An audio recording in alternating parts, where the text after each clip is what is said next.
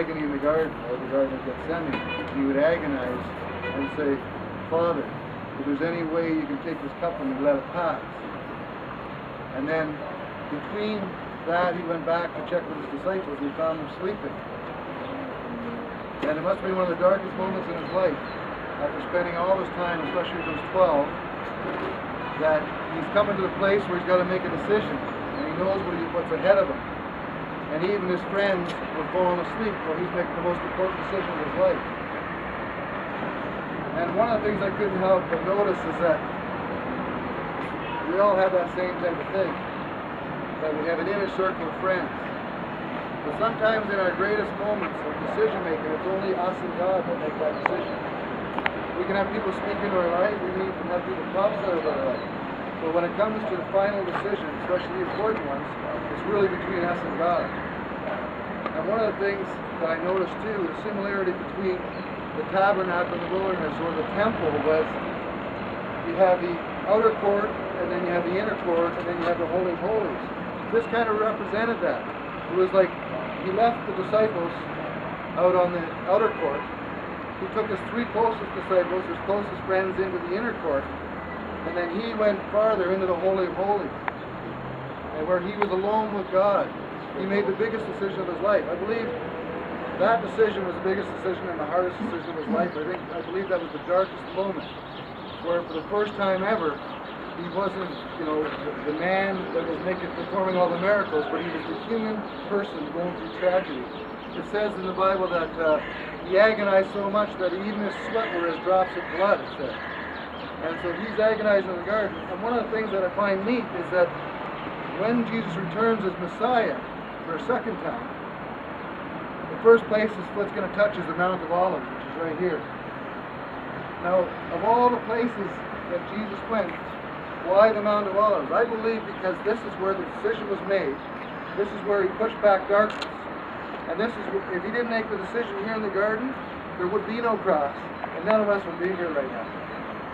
So I believe he's coming back to triumph over the place where he made the decision, the place where he was tempted most to back out of the decision, asking God 3 times to allow that cup to pass from him.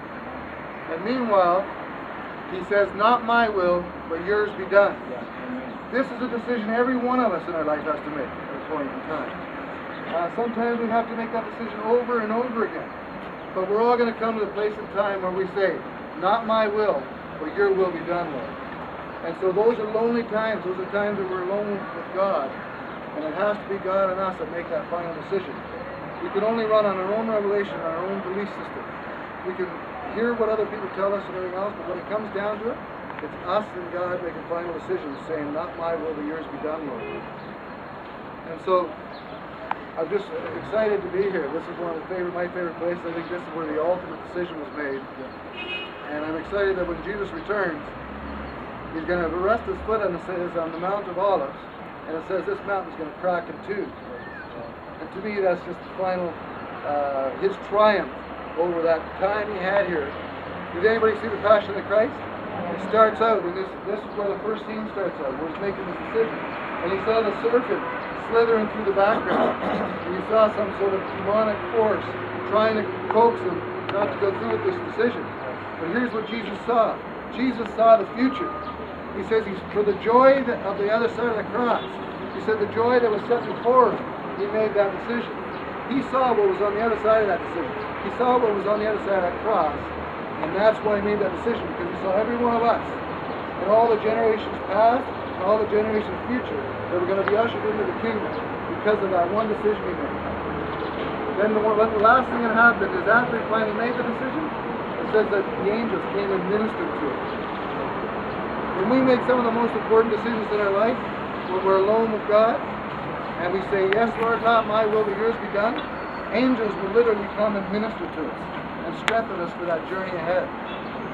So that's all I wanted to say, and Pastor Russ is going to say. There are people who pray, people who really pray. I believe there are Christians and then there are real Christians.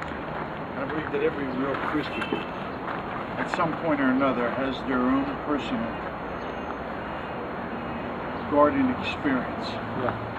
their own personal Gethsemane moment, that time in their lives when they have to really come to know him like Paul wanted to know him, in the midst of his suffering and in the power of the resurrection. To know him on that intimate basis that's necessary to make the difficult choices in life.